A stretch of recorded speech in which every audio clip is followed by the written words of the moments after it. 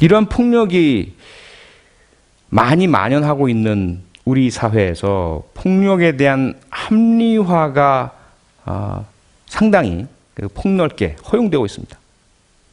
폭력에 대한 합리화는 무엇이냐면 폭력이 나쁜 건 안다. 하지만 어쩔 수 없지 않느냐. 필요할 때가 있다. 그리고 폭력은 효과적이다. 이런 이야기들인 거죠. 예를 들어 전쟁에서 적을 이기는데 말로 할 수 있겠느냐. 그렇죠?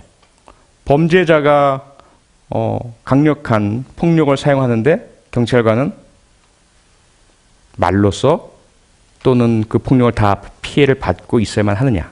반대로 범죄 피해자는 만약에 나에게 폭력을 휘두르는 사람에게 나는 폭력을 휘두르면 안 되니까라고 그냥 당하기만 해야 하느냐. 이런 여러 가지 것들인 거죠. 여기에 또 한 가지는 교육적인 효과라는 게 있죠. 나보다 나이가 어리거나 내 관리하에 있거나 내 교육을 받는 사람이거나 나의 지도, 감독하에 있는 사람일 경우에 그 사람의 문제를 해결해야 되고 그 사람을 조금 더 나은 사람으로 만들어줘야 하는데 스스로는 못해.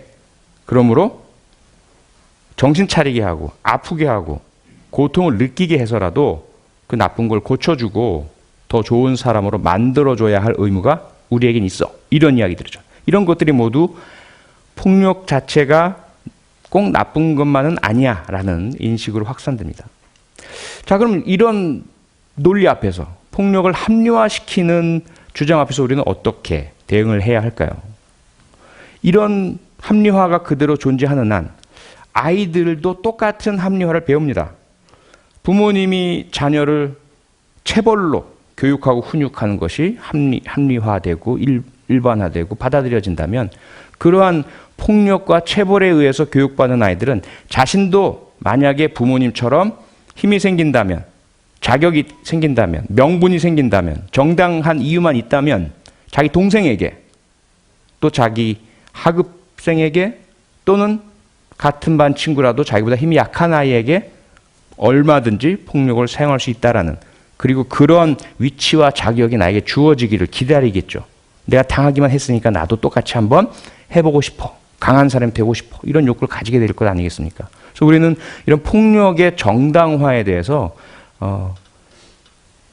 적극적이고 그리고 정면으로 대응하고 이런 폭력의 정당화 합리화 논리를 무산시켜 내가야 합니다. 그래야만 학교 폭력을 막을 수가 있습니다.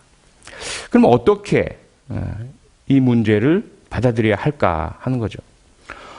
폭력이 정당화될 수 있다라는 그 주장 자체가 잘못되었다라는 것을 우선 알아야 합니다. 왜? 폭력은 말 그 자체에 타인에 대한 불법적인, 의도적인 가해 행위라는 것이 담겨 있습니다. 즉 앞에 아무리 말이 붙는다 하더라도 예를 들자면 범죄는 때로는 필요하다라는 말과 같은 거겠죠. 범죄라는 말 속에는 무엇이 담겨 있습니까? 그것은 절대로 해서는 안 되고 금지되고 법으로 허용되지 않고 그리고 처벌이 뒤따르는 행동이라는 것이 그 말 속에 담겨 있습니다. 그런데 때로 범죄가 필요하다라는 말은 그 말 자체가 성립되지 않는 것이죠.